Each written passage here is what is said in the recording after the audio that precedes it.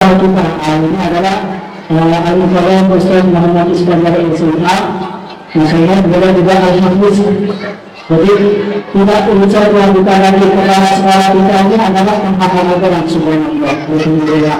Pas kalau misalnya mau dimasukkan apa yang dimasukkan pada Al-Quran. Selanjutnya narasumber kita yang sangat mulia Al-Mukarram Ustaz Muhammad Ustaz Salim Abdul Salim. Beliau subhanallah salah satu imam termuda di Masjid Istiqlal. Dan selanjutnya adalah dari siswa dari Universitas Kejuruan Bunda Tekno Bunda Aika. Oke, baik. Langsung aja ya, mungkin dimulai dari saya dulu yang menanyakan tentang pengalaman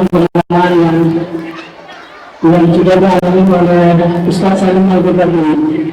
Rasanya ini Masya Allah, kalau kita lihat dari profilnya itu dia adalah juara terhati internasional 94 dunia. Masya Allah, luar biasa.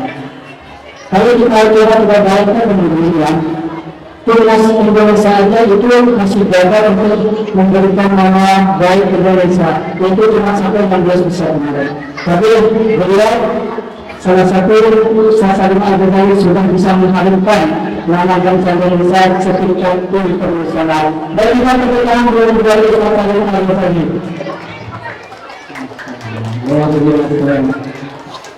Mungkin kita tanyakan tentang terkait Ustaz Salim Al-Ghazali di mana Ustaz Salim dalam menghafal Al-Quran dan menumbuhkan rasa semangatnya untuk menghafal Al-Quran itu.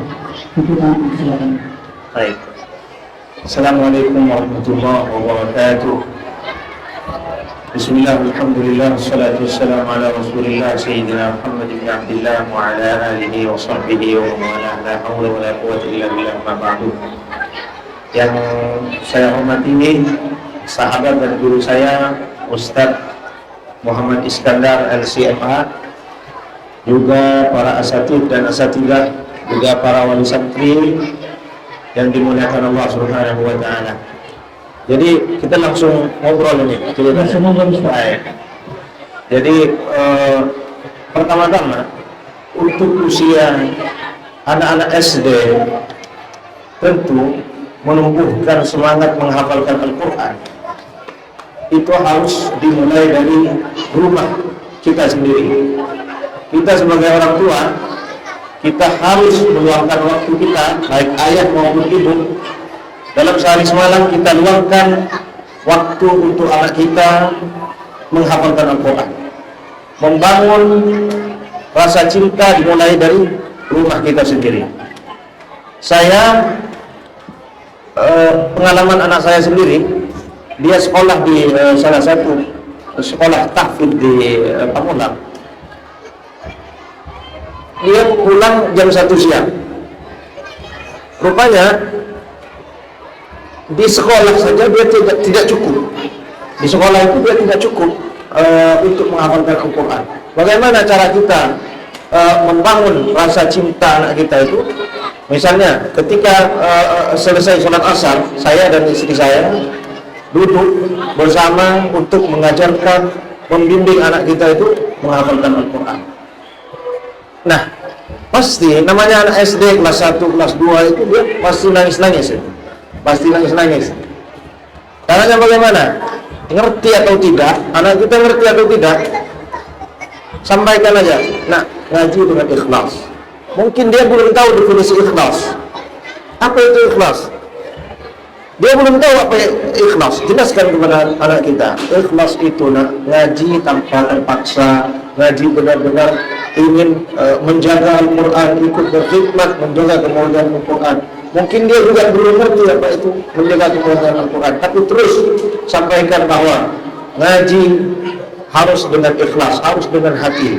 Maka pelan-pelan anak kita itu dia akan terbangun mindsetnya itu.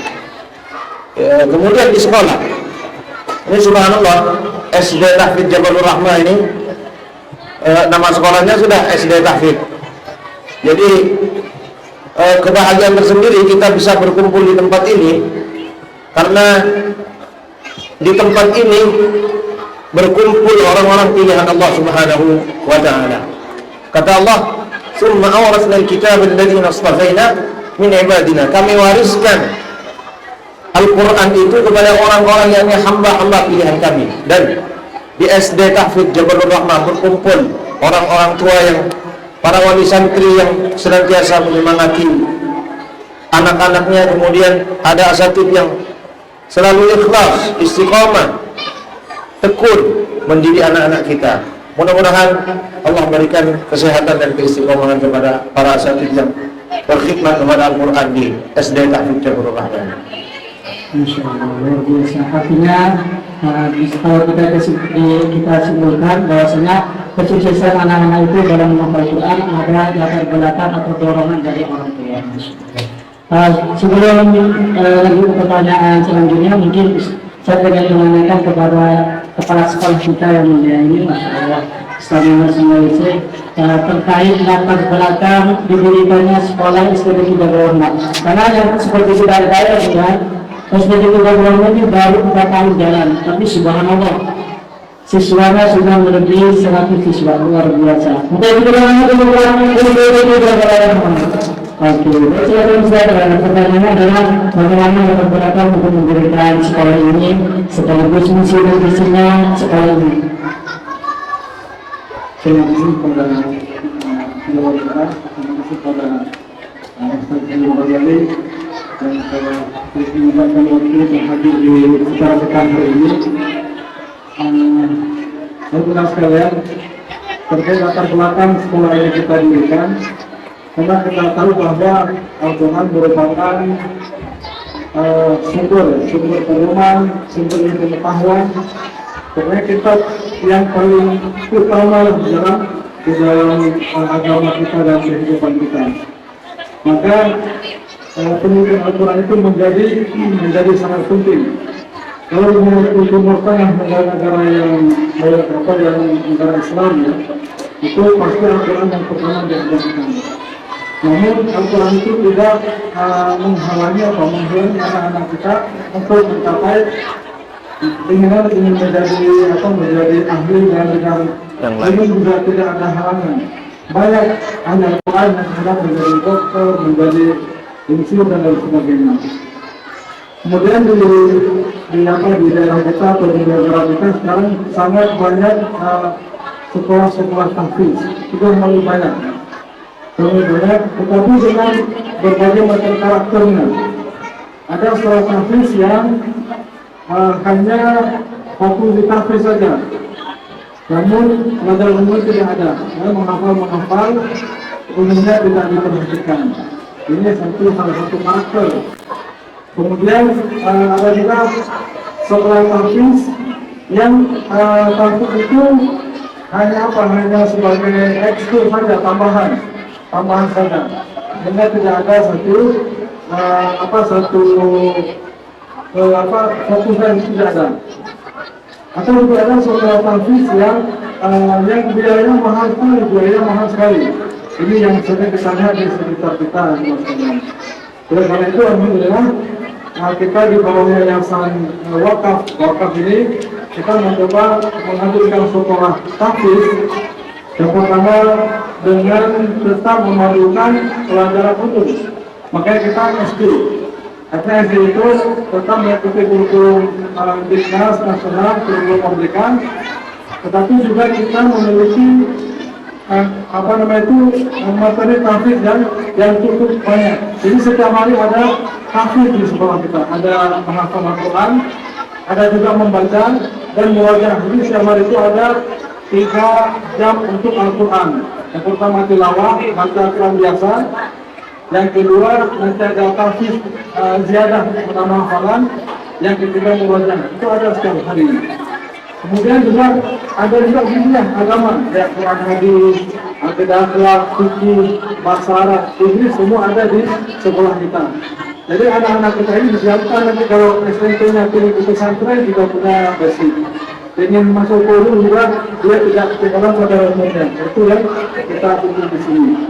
Kemudian yang kedua, tahfidz kita di sini targetnya kita ukur. Ada sekolah tahfidz yang targetnya terlalu tinggi, sampai 30 juz. Itu mungkin saja, tapi menurut kajian kami itu terlalu tinggi untuk menghafal 30 juz. Dan waktu 6 tahun itu terlalu berat buat anak, sehingga kita sesuaikan 1 tahun 1 juz. Misalnya kelas 1 hafal juz 30. Alhamdulillah anak-anak kita yang sampai itu, yang kelas 1 mereka sudah hafal juz 30, yang kelas 2 sudah hafal juz 29 dan 30. Alhamdulillah. Target kita 6 tahun mereka hafal 7 juz. Itu target di sekolah kita. Kemudian yang terakhir kita biaya kita membuat terjangkau. Jadi kalau biasa itu mahal-mahal, kita membuat terjangkau, namun juga harus dimaklumi karena biaya kita terjangkau tidak terlalu mahal. Fasilitasnya juga kita agak sederhana ya, seperti inilah. Sepertinya. Namun insya Allah pendidikan yang kita berikan itu pendidikan yang sangat menyenangkan. Satu kelas kita 15 anak satu kelas. Jadi anak itu bisa dikelompok oleh gurunya. Dan ketika ada habis, itu dibagi 2 lagi menjadi 8 anak, sehingga anak-anak benar-benar terpantau. Kemudian kita mengedepankan yang namanya anak sebagai subjek, sebagai pusat daripada pembelajaran. Jadi anak-anak sudah ditunjuk targetnya dulu banyak, tetapi dilihat kemampuan anak itu tersendiri. Ini yang kita terapkan di sekolah. Alhamdulillah, anak-anak kita sejauh ini kita kontrol, mereka ceria, senang dan gembira dalam pelajaran tahfiz, walaupun setiap hari mereka menghafal. Dan anak-anak kita tidak ada PR. Prinsip kita semua pelajaran tuntas di sekolah, kecuali yang tahfiz ada tugas merajaah. Jadi kata Ustaz, tidak cukup di sekolah saja. Maka di rumah kita upayakan anak-anak untuk merajaah bersama orang tua.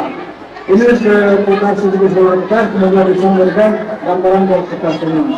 Baik, terima kasih. Begitu Ustaz. Masya Allah, luar biasa. Memang kesulitan kita dalam ini untuk mengumpulkan seorang pembelajar di masa kecil ya, Masya Allah, luar biasa. Dan tujuannya sangat luar biasa. Untuk melihat pertanyaan sebelumnya, mungkin saya sampaikan dulu Bunda Rahma ya. Sebagai wali siswa salah satu Indonesia di kelas 4, mungkin pertanyaan itu juga menarik ya. Kenapa bidang memilih sekolah begitu kecil daripada sekolah-sekolah lain? Jadi apa yang menjadi bahan pertimbangan bidang untuk memasukkan anaknya untuk di sekolah SD juga banyak. Soalnya menurut ini benar, dalam memilih anak-anak SD itu yang menentukan sekolah itu pasti orang tuanya, bukan anak.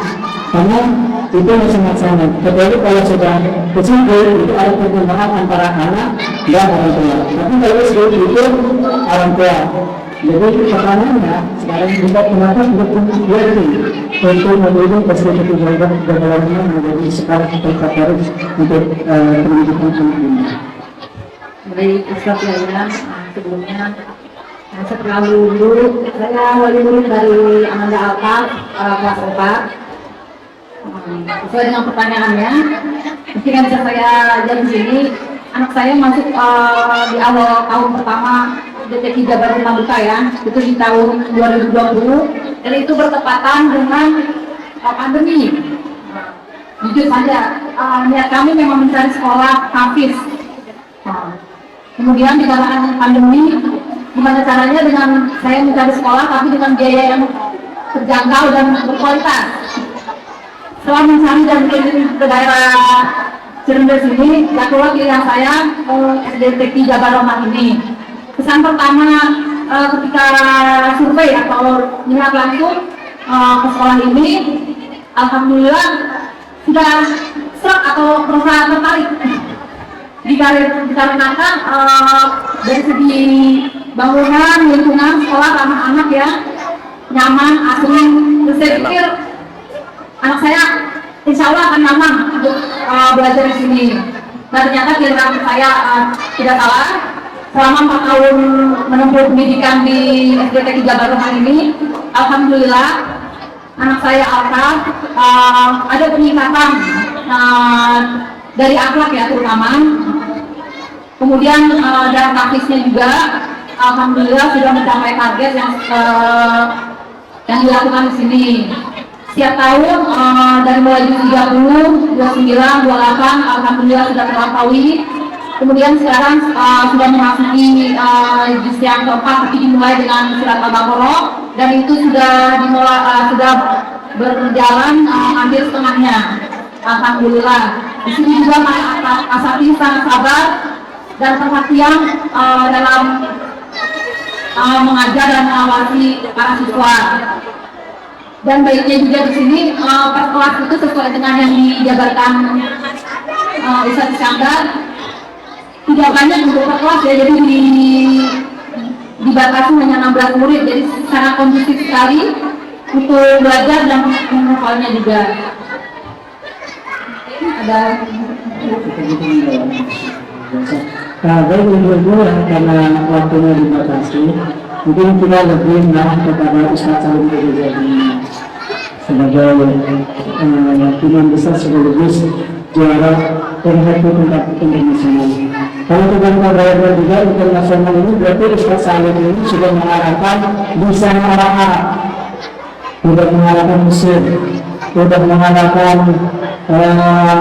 itu Arab juga mungkin bisa kasih pengalamannya atau yang itu agar kapan bisa mulai menghafal Quran, terus apa pantangannya juga ketika menghafal Quran sehingga bisa menjadi juara peringkat internasional. Dan ini sungguh prestasi yang sangat luar biasa, dan kami ingin tetap mendoakan sebagai anak-anak mungkin ini dan anak-anak kita ini menjadi kader hati selanjutnya penerus Ustaz Salim Ghazali. Baik, anak-anak kita yang sedang menghafalkan Al-Quran di usia SD ini luar biasa.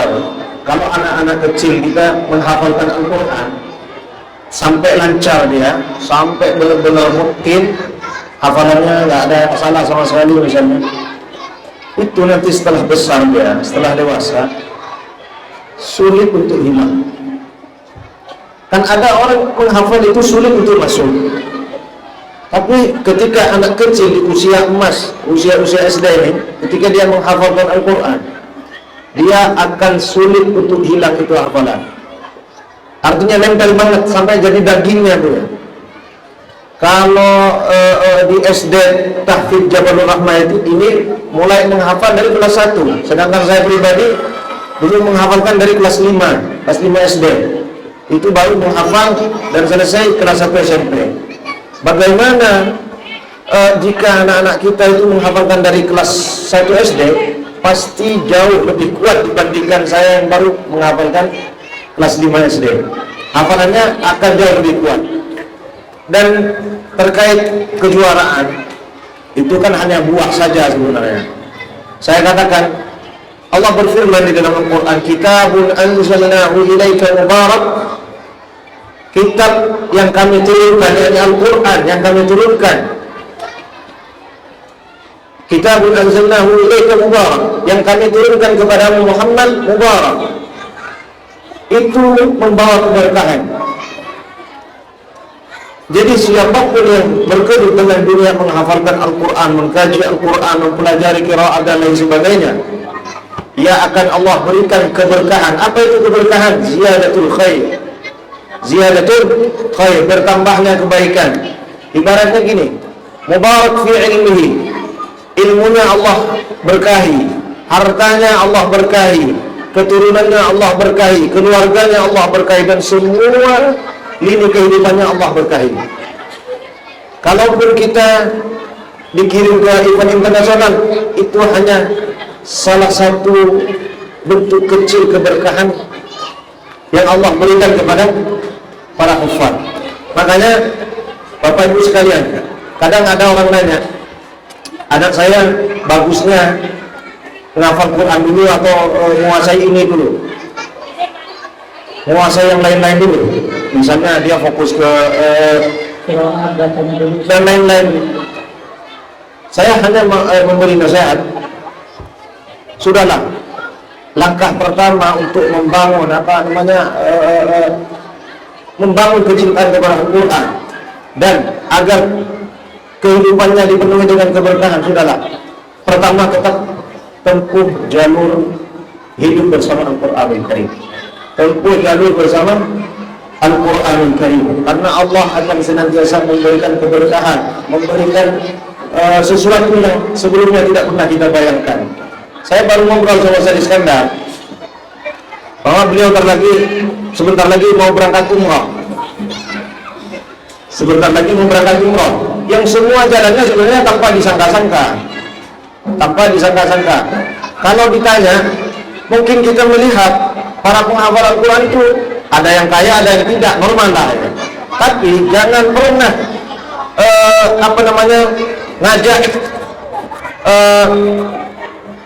menanyakan kepada para penghafal Al-Quran tentang kekayaan hati seorang penghafal Al-Quran. Penghafal Al-Quran itu hatinya sangat kaya. Boleh jadi tetangganya lebih kaya dari dia, memiliki segalanya, tetapi penghafal Al-Quran tidak akan pernah iri dengan apa yang dimiliki oleh tetangganya. Karena apa? Dia memiliki apa yang tidak orang lain miliki. Apa ya? Al-Quran. Itu saja. Masyaallah, luar biasa. Artinya kalau kita bersama Al-Quran, insya Allah semuanya membantu. Baik, karena sudah waktunya sudah cukup untuk besok. Selanjutnya mungkin yang saya sebelum kembali dengan sangat terganti Ustaz mohon kita bacakan Al-Quran supaya kami ini diberikan bertahan dapat bertahan bukan hampir juga untuk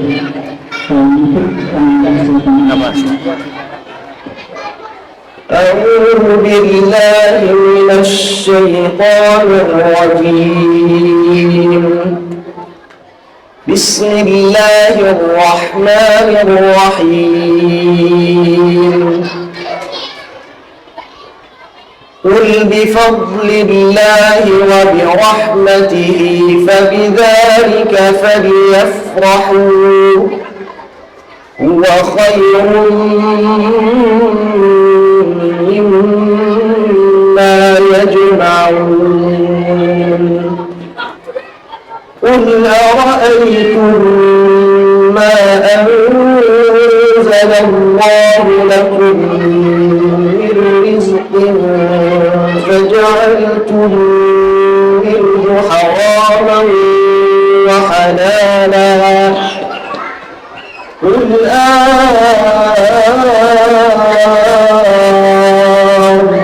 الله أذن لكم أم على الله تفترون صدق الله العظيم.